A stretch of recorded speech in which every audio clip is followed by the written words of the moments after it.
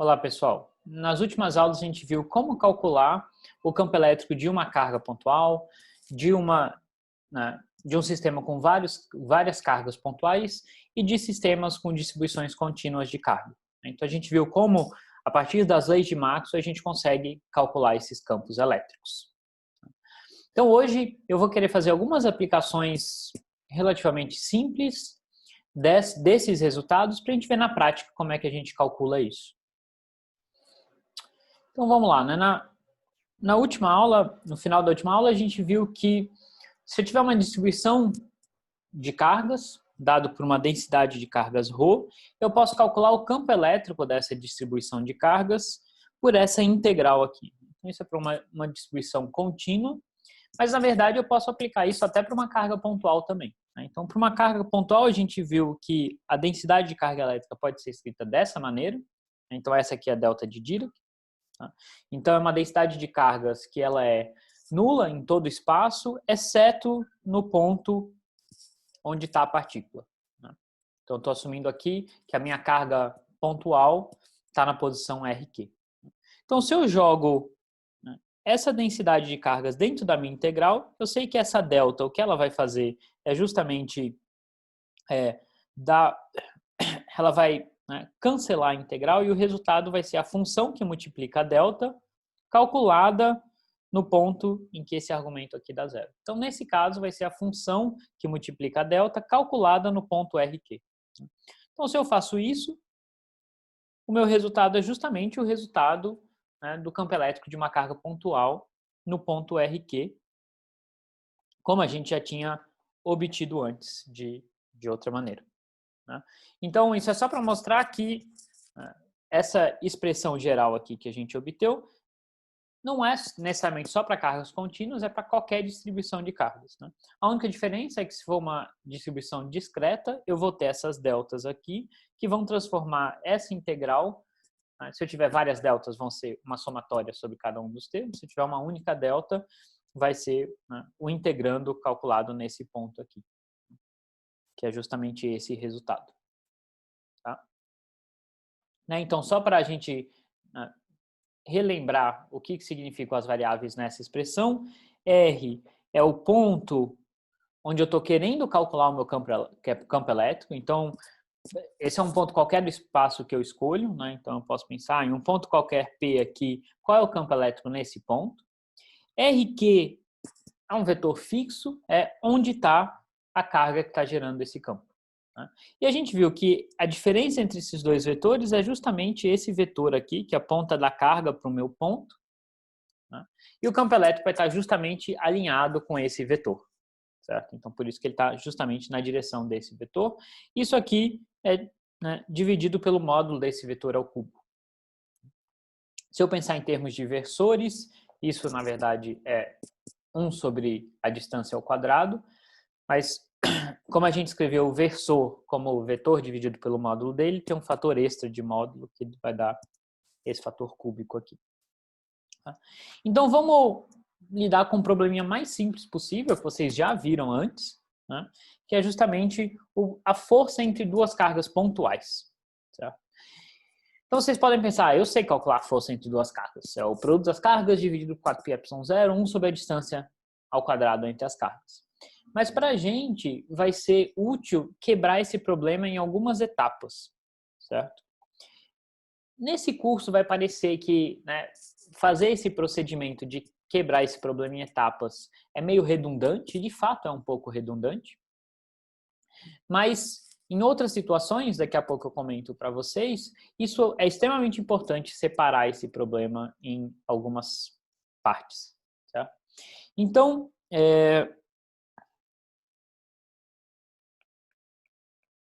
o que a gente vai querer fazer é calcular essa força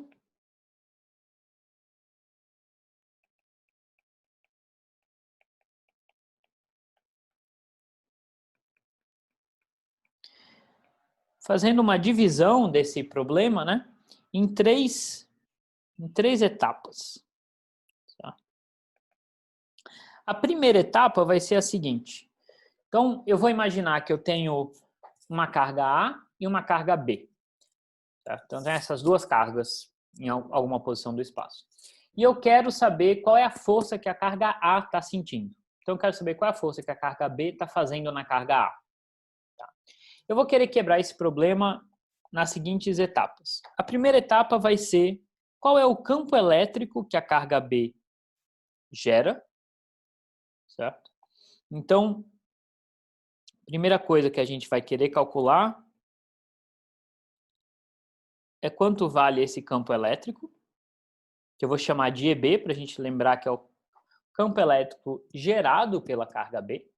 Essa é a primeira etapa do meu problema. A segunda etapa vai ser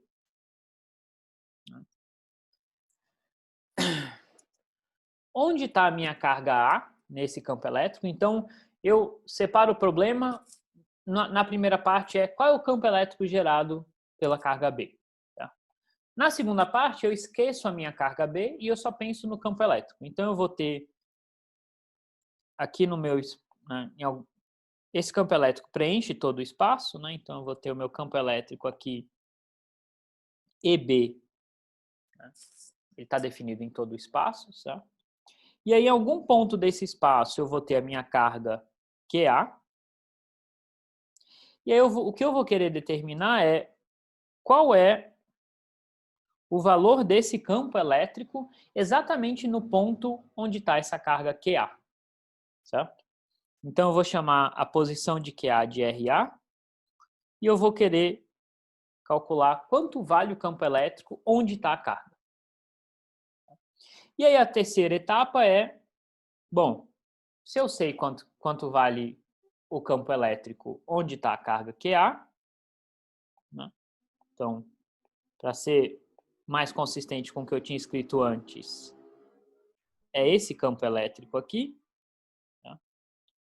Então, se eu quero agora calcular a força que A está sentindo, ela está sentindo uma força devido à presença desse campo elétrico, é simplesmente a carga de A vezes o campo elétrico onde se encontra essa carga. Tá? Então, notem que em vez de eu calcular diretamente a força entre A e B, eu quebro o problema em três partes. Primeiro, qual é o campo que B gera? Esse campo está preenchendo todo o espaço. Em algum lugar desse espaço, eu tenho a minha segunda carga, a carga A. Certo? Qual é o valor do campo que B gerou, né, nessa carga A? Vou querer determinar isso. E aí, por último, eu sei que se essa carga A está na presença de um campo elétrico, ela vai sentir uma força, que é dada pela carga dela vezes o campo elétrico onde ela se encontra. Por que fazer todos esses passos? Como eu falei, nesse curso isso não é tão importante, mas em situações mais complicadas, onde as cargas não estão em repouso, mas elas estão em movimento, o que vai acontecer é que a força que a carga A vai sentir vai depender, obviamente, da posição da carga B, e se a carga B está se movendo, a força que a carga A vai sentir não é exatamente onde está a carga B, mas vai depender de onde a carga B estava no passado. Certo? Eu não vou entrar em muitos detalhes aqui, mas a ideia é que a gente tem a carga B gerando um campo elétrico. Se ela está se movendo, esse campo elétrico está mudando com o tempo. Certo? E o que a carga A vai sentir é justamente a propagação desse movimento no espaço. Então, o campo elétrico ele propaga a velocidade da luz, mas ele propaga essa informação de onde está a carga B. Mas não é uma propagação instantânea. Então, quando o campo elétrico atinge a carga B já pode estar em outra posição. Então, a carga A vai sentir uma força, né, referente a onde estava a carga B no passado. Certo? Não é para isso ficar super claro nesse momento, mas é só para justificar um pouco por que a gente está fazendo essa separação e por que a gente estuda tanto o campo elétrico. Por que a gente não vai e só calcula força direto? Por que a gente tem que passar pelo campo elétrico?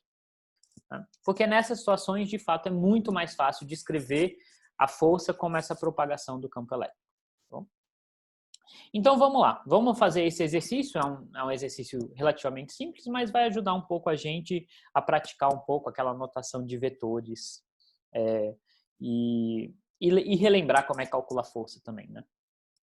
Então, bom, eu quero calcular essa força FA. Certo? Então, primeira etapa é qual é o valor do campo gerado pelo pela carga B, certo? Então, quanto que vale esse campo aqui? Em um ponto qualquer do espaço, né? Na segunda etapa, eu vou querer calcular exatamente onde está A, mas por enquanto é o campo gerado pela carga B, né? Bom, tá aqui as minhas definições, eu estou assumindo que a carga B está numa posição do espaço determinada por esse vetor RB. Então, a gente sabe calcular o campo elétrico gerado por essa carga, aquela famosa expressão, onde a posição da carga aqui é RB. Está aqui o meu campo elétrico gerado pela carga B. Agora, eu quero saber quanto vale esse campo no ponto em que se encontra a carga A, né? Então, essa expressão aqui vale para um ponto qualquer do espaço. Agora, eu quero saber exatamente nesse ponto aqui, onde está a carga A. Então, esse ponto, ele é dado por RA. Então, em vez de R aqui, eu vou escrever RA.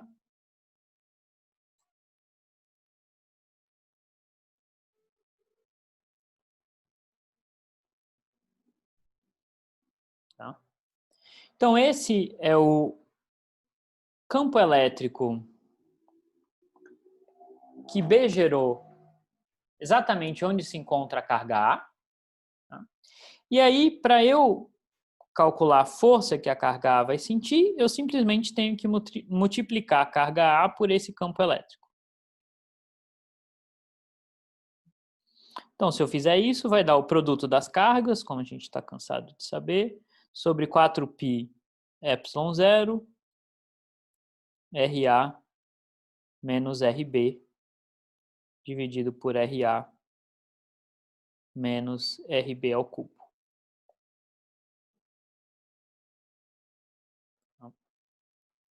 E aí, só para introduzir uma anotação para vocês, que é muito usada pelo livro-texto, que eu já mencionei também, esse vetor diferença, RA menos RB, no livro ele, né, define esse vetorzinho R, né, cursivo, que é justamente o vetor diferença. Ops, aqui é o vetor R. E aí, se eu faço essa definição, eu posso escrever essa expressão de uma maneira talvez mais familiar, né? O meu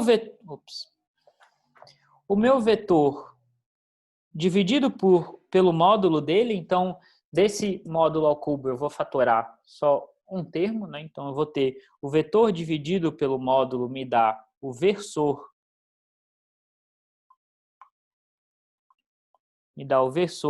esse R cursivo, e sobram ainda dois fatores do módulo, né, que dá um módulo ao quadrado, que vai dar o R cursivo ao quadrado. Certo? Então, essa é a expressão que vocês estão mais acostumados a ver, né? Produto das cargas dividido por 4 epsilon 0, R versor dividido por R quadrado. O que é muito importante aqui é saber quem é esse Rzinho, né? Eu prefiro escrever a expressão dessa maneira aqui, porque aí está óbvio, né? RA é a posição da carga A, RB é a posição da carga B nesse meu sistema de coordenadas. Tá? Mas a gente pode escrever de uma maneira mais compacta dessa forma aqui. Tá?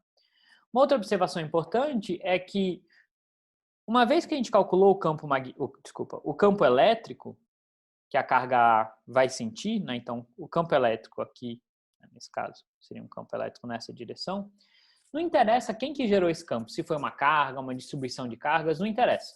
A carga A, na verdade, a gente pode pensar que ela não está vendo a carga B, ela só está sentindo onde ela se encontra a presença de um campo elétrico. Certo? Então, se esse campo elétrico veio de uma carga, de uma distribuição de cargas, não interessa para a carga A. Para a carga A só interessa aqui onde eu estou vendo esse campo elétrico, então eu vou sentir essa força. Certo? Então, uma vez que a gente determinou o campo elétrico, não interessa quem gerou esse campo elétrico. Tá? Obviamente, a gente quer saber a expressão do campo elétrico, né? Mas para cargar não interessa se é uma outra carga pontual, se é uma distribuição contínua, não interessa. Para ela só interessa, estou vendo esse campo elétrico aqui onde eu vou sentir essa força. Tá? Então, esse foi um exemplozinho super simples, só para a gente fazer uma conexão com coisas que vocês já tinham visto antes. Agora, vamos fazer um exemplo um pouquinho mais complicado. Ele é só complicado matematicamente, mas conceitualmente é só uma aplicação direta do que a gente já viu. Certo? Então, vamos considerar o que é chamado de um campo de quadrupolo. Tem algumas maneiras diferentes de definir, essa é a mais usual. Tá?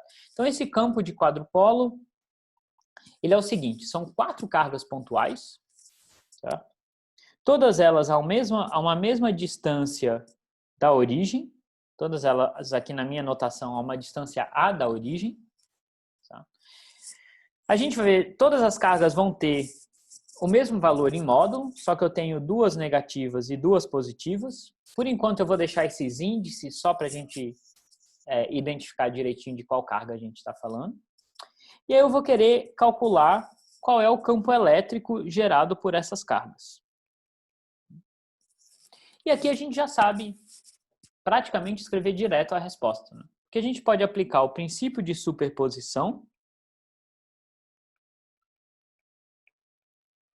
e escrever esse campo elétrico como uma somatória do campo de cada uma das cargas, certo? Então, ele vai ser o campo gerado por A, mais o campo gerado por B, mais o campo gerado por C, mais o campo gerado por D.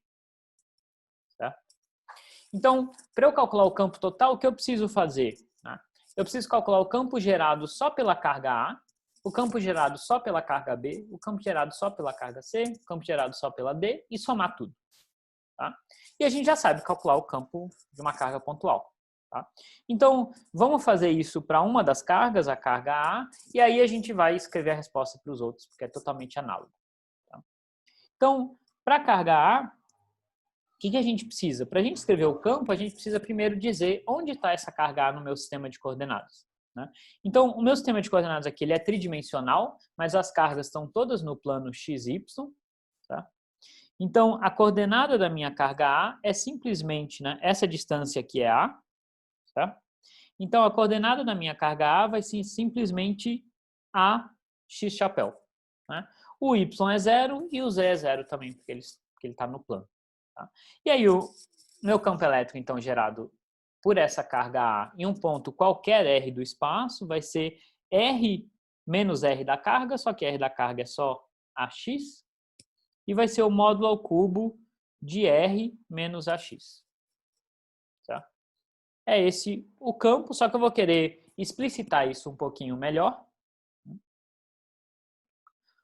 O meu vetor R, para um ponto qualquer do espaço, eu posso escrever em coordenadas cartesianas dessa maneira aqui. Para esse problema é mais fácil usar, de fato, coordenadas cartesianas. Tá? Então, R menos A vai ser x menos A na direção x, e aí y mais zz. Tá? E o módulo de R menos A, então, vai ser raiz quadrada de x menos A ao quadrado, mais y quadrado, mais e ao quadrado. Então, finalmente, eu posso escrever o campo gerado pela carga A, num ponto qualquer R, como menos QA sobre 4π epsilon 0. Aqui em cima, aqui eu fiz um pequeno errinho, né? O que eu deveria ter escrito aqui era AX. Então, aqui em cima eu vou escrever exatamente esse vetor, e embaixo eu vou escrever isso daqui elevado ao cubo, que vai me dar isso que está aqui dentro elevado a 3 meios. Certo? Então, eu vou ter x menos A na direção x, mais y na direção y, mais z na direção z.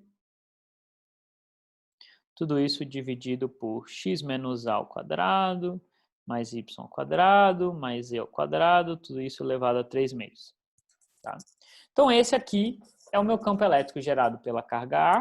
Ele tem essa cara que eu estou desenhando aqui. Né? Como essa é uma carga negativa, o campo elétrico vai ter linhas que entram na carga. A carga funciona como um ralo de campo elétrico. Né? O campo entra na carga. Eu estou representando por cores aqui a intensidade do campo. Né? Então, quanto mais longe, mais fraco está esse campo, né? Conforme esse denominador aqui vai aumentando, né? Conforme o meu x, y e z vão aumentando, esse campo vai ficando cada vez mais fraco. Tá? A gente vê que ele não é exatamente, né, o campo de uma carga na origem, porque ela está deslocada da origem, mas tirando isso, é exatamente o que a gente esperava. Tá? Então, para as cargas B, C e D é totalmente análogo, a única diferença é que esse vetor posição da carga, em vez de estar aqui, né, em vez de ser esse vetorzinho aqui, eu vou ter um vetor aqui, depois em outra situação eu vou ter um vetor aqui, e outra situação eu vou ter um vetor aqui. Tá? Sempre o módulo desse setor vai ser A, mas às vezes ele está apontando na direção do x positivo, do y positivo, x negativo, y negativo. Então, se eu escrever, né, a expressão análoga para os campos das outras cargas, eu vou ter essas expressões aqui. Né? Então, né, por exemplo, a carga B, ela está na posição y igual a A, x e z igual a 0. Tá? Então, vai aparecer aqui um y menos A, um y menos A ao quadrado. E o análogo para as demais. Né? Como eu falei para vocês, a gente vai assumir que todas as cargas têm o mesmo módulo. Né? A e a C são negativas, a B e a D são positivas. Tá? E aí, para eu calcular o campo total, eu tenho que somar esses 4 termos. Certo? É uma expressão gigantesca, mas é isso. Tá? Então, se eu somar os 4 termos, eu vou ter essa expressão horripilante aqui. Tá? Uma expressão bem feia, mas em princípio, né, se eu sei o valor de A, se eu sei o valor da carga, né? A é uma definição do meu problema, né? Onde estão as cargas? Mas se eu sei o valor de A, sei o valor da carga Q, e escolher um ponto específico do espaço, ou seja, escolher um valor para x, y e z, esse resultado aqui vai me dar um vetor, que eu consigo calcular. Né? Então, se eu fizer isso, né, eu vou ter uma figura desse tipo aqui. Né? Então, eu vou ter linhas de campo, né, ou em cada uma dessas setinhas indica o campo elétrico nesse ponto. Certo? Então, a gente vê aqui, né, perto das cargas positivas, o campo elétrico está entrando, perto das cargas positivas, ele está saindo. E aí eu tenho linhas de campo que tem essa cara aqui, assim.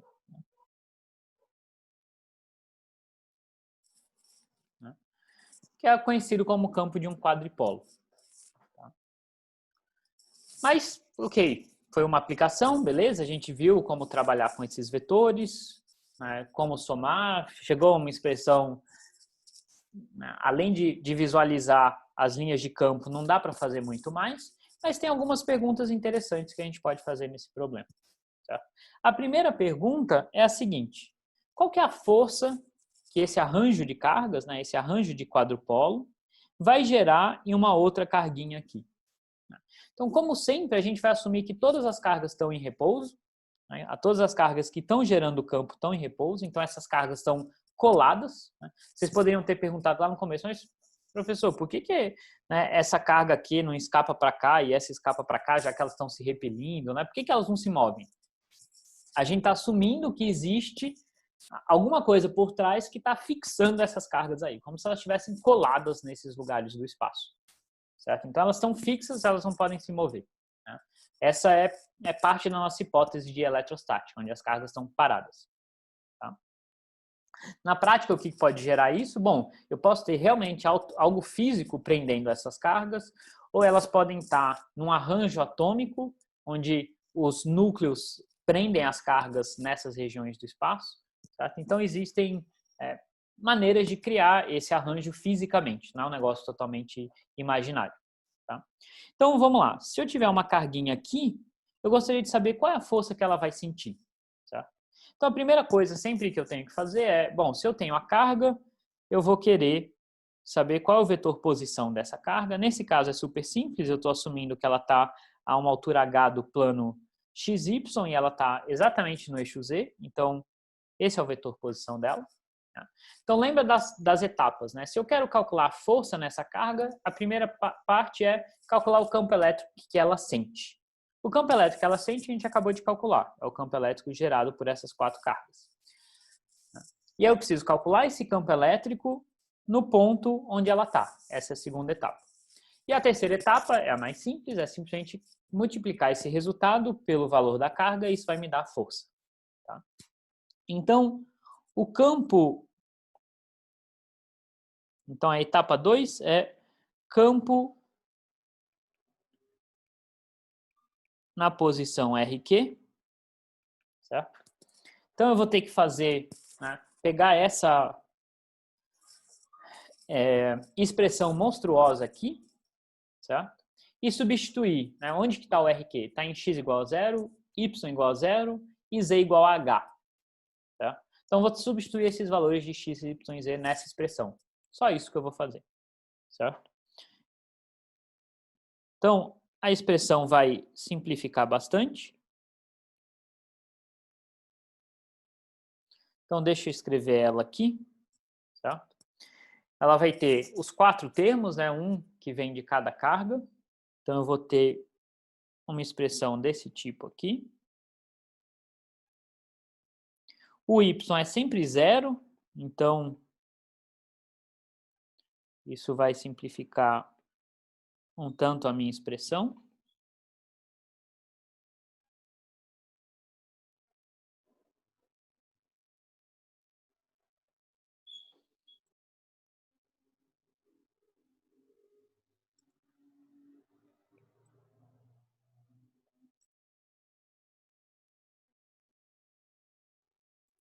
Então, aqui tem 3 termos, está faltando um termo, que vai ser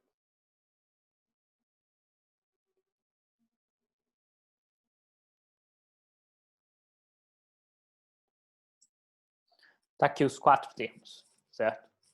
Esse monstrinho aqui. Tá? E aí eu vou ver que eu posso fazer uma super simplificação, né? Primeiro, todos os denominadores são idênticos. Então, eu posso somar direto os numeradores, certo? Só que é uma soma vetorial, né? Então, tem que somar componente x com componente x, y com y, z com z. Então, vamos olhar primeiro a componente x. Né? Que termos eu teria que somar? Bom, eu tenho mais a aqui e aqui eu vou ter menos a. Então, isso vai dar 0. Né? Esse termo aqui não tem nenhum x, esse não tem nenhum x. Então, na direção x, esse campo elétrico dá 0. Vamos ver na direção z. Na direção z eu vou ter um menos h mais h, que vai dar 0. E aqui eu vou ter um menos h mais h, que vai dar 0 também. Então, na direção z também não tem o campo elétrico. Resta a direção y. Na direção y eu tenho um menos AY mais AY, também dá 0. Então, toda essa conta para a gente chegar no resultado trivial de que o campo aqui dá 0. Tá? E se o campo dá 0, a força que essa carguinha está sentindo nesse ponto é 0. Tá? E aí a gente, né, sempre que a gente chega numa resposta tão simples assim, a partir de um resultado tão complicado, vale a pena a gente pensar, será né, que faz sentido físico? Será que tem, né, tem uma outra maneira de eu chegar num resultado tão simples? E de fato tem, né? Se a gente analisar o que está acontecendo com essa carga aqui, certo? Ela está sendo, se eu pensar, vamos olhar para as cargas vermelhas por enquanto, negativas, né? Então essa carga ela está sendo puxada para cá e para cá, exatamente da mesma maneira. Então é como se eu tivesse 2 forças idênticas puxando elas para direções opostas, né? Na verdade, a força resultante daria algo para baixo aqui. Então, se eu só tivesse as cargas vermelhas, essa carguinha deveria descer, certo? Deveria ir caindo, né? Se eu tivesse só as cargas azuis, né? Eu estou assumindo que o Q é positivo, então eu teria aqui uma força de repulsão, uma para cá e outra para cá. Então, se eu só analisar o efeito das cargas azuis, essa minha carguinha deveria sentir uma força para cima, em módulo exatamente igual à força que as cargas vermelhas fazem. Né? Então, as cargas azuis estão tentando empurrar a carga para cima, as cargas vermelhas estão tentando puxar ela para baixo, ela fica parada lá. Por isso que eu tenho uma força nela total igual a 0. Então, a força total que essa carga sente nesse ponto é 0, justamente por esse cancelamento de forças. Mas o que aconteceria se a carga tivesse deslocada do eixo, se ela estivesse fora do meu eixo? Certo? Então, a gente pode responder essa pergunta, porque a gente já sabe o campo elétrico para qualquer ponto do espaço. Então, agora eu vou assumir que a minha carga ela não está exatamente no eixo Z, né? Ela está deslocada de um tanto na direção X também, né? Então, nessa figura aqui é como se eu estivesse colocando a minha carga nesse plano XZ, né? Poderia escolher uma coordenada Y para ela também, mas para simplificar um pouquinho as contas, eu vou assumir que ela só tem componente X e Z, né? Então, ela está no plano XZ. Ela está deslocada do eixo Z.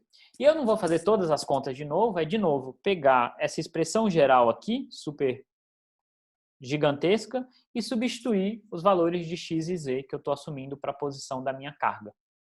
Certo? Então, esses valores eu estou chamando de L e H.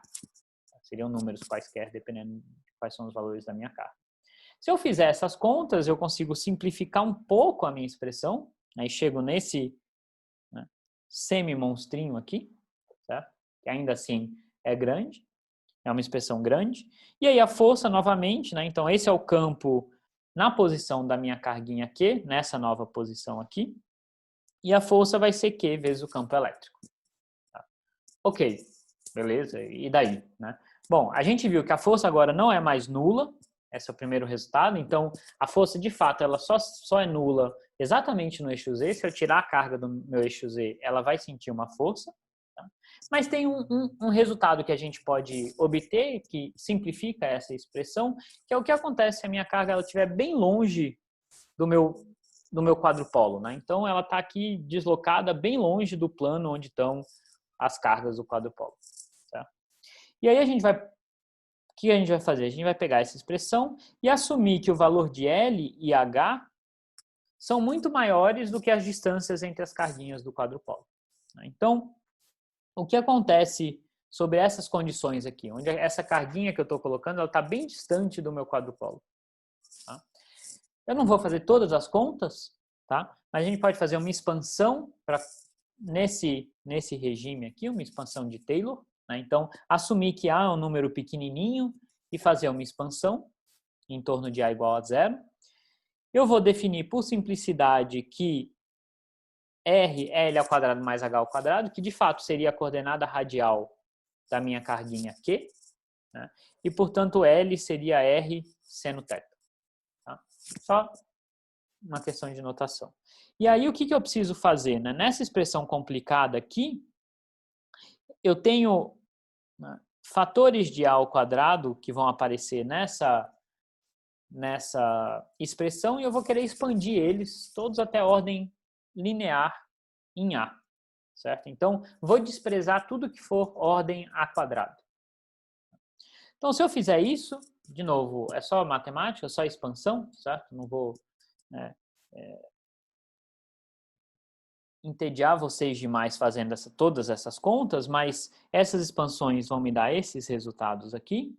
Tá? Então, aqueles denominadores eu consigo simplificar bastante, e aí eu posso combinar todos os denominadores, certo? E o resultado me dá essa expressão aqui. Tá? Ou seja, tem aquele fator Q sobre 4πε0, aparece um fator numérico aqui 6, que vem justamente dessa distribuição de cargas.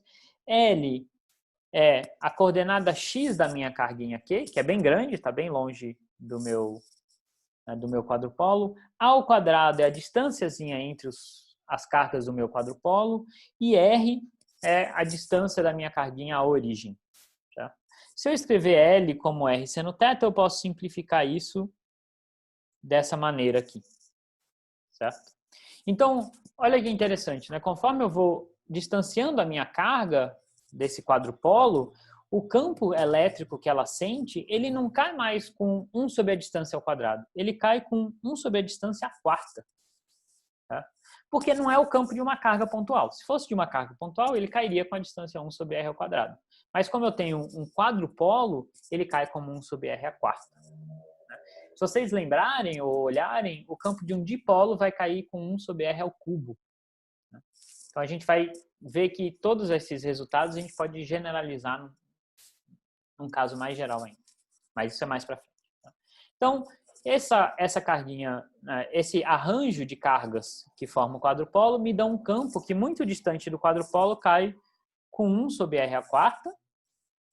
Ele é proporcional à distância entre essas carguinhas.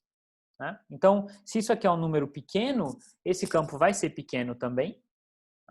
No limite em que essa distância realmente é zero, em que eu tenho as 4 cargas na origem, eu não posso ter campo nenhum, porque eu teria 2 cargas positivas em cima de 2 negativas, seria uma carga total zero. Que de fato, se eu colocar esse A indo para zero aqui, eu não tenho campo nenhum. Certo? Então, no limite em que as 4 cargas estão na origem, elas todas se cancelam, eu não tenho campo nenhum. Então, esse resultado é o esperado. Certo? São só mais 2 comentários breves aqui. A gente vê que a gente tem essa componente seno θ. Então, vamos ver o que acontece com a força que essa carguinha sente. Certo? Então, tem 2 situações. Certo? A primeira situação é, vamos supor que o produto dessas cargas seja positivo. Então, isso aqui é um número positivo. Tá? Então, eu estou assumindo que a minha carguinha está aqui, no plano XZ, θ é esse ângulo. Certo? Então, a minha força está apontando na direção mais X. Eu estou assumindo que esse produto aqui é positivo. Certo? Então, a minha força está aqui, empurrando a partícula para cá. Tá? Então, essa partícula vai escapar, ela vai se distanciar desse quadrupolo e vai ser ejetada para fora do quadrupolo. Certo? O que acontece se o produto das cargas for negativo? Se esse produto aqui é negativo. Essa expressão continua valendo, só que agora eu tenho um número negativo, então a minha força vai apontar na direção menos x. Certo? Então a minha força vai estar apontando para cá. Então o que acontece nesse caso é um fenômeno bem interessante. A minha carga ela é atraída para o centro, para o eixo central do quadrupolo, aqui no caso o eixo Z. Quando ela chega no eixo Z, a gente viu que exatamente nesse ponto a força é zero. Então imagina que a minha carguinha começa aqui, ela é acelerada em direção ao eixo Z. Quando ela chega no eixo Z, ela não sente força nenhuma. Então, por inércia, ela continua andando. Só que quando ela passa do eixo Z, então ela estava aqui, ela veio andando, atingiu o eixo Z. Quando ela passa do eixo Z, dá para mostrar que essa força vai estar agora querendo que ela volte para o eixo Z. Certo? Então agora vai ter uma força freando ela. Então ela vai vir até um ponto máximo aqui e vai voltar. E ela vai ficar fazendo esse movimento de zigue-zague. Certo? Como se fosse uma molinha oscilando em torno do eixo Z. Tá? Então, por que isso é interessante? Isso é interessante porque se você conseguir montar fisicamente um arranjo de cargas desse tipo, e você joga lá um monte de cargas positivas e negativas, as cargas positivas elas vão ser, por exemplo, ejetadas, porque elas vão ser sempre mandadas para fora do quadrupolo. As cargas negativas elas vão ficar presas em torno do eixo Z. Então, é uma maneira de você capturar cargas e você deixar elas confinadas lá. E elas ficam oscilando aqui em torno dessa posição. Certo?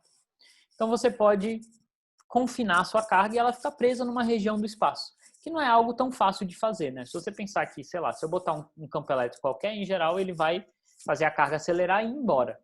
Esse campo elétrico faz com que a carga fique presa nessa regiãozinha do espaço, fique oscilando aqui e presa aqui dentro. Então, é uma maneira de localizar as cargas no espaço ou prender as cargas no espaço.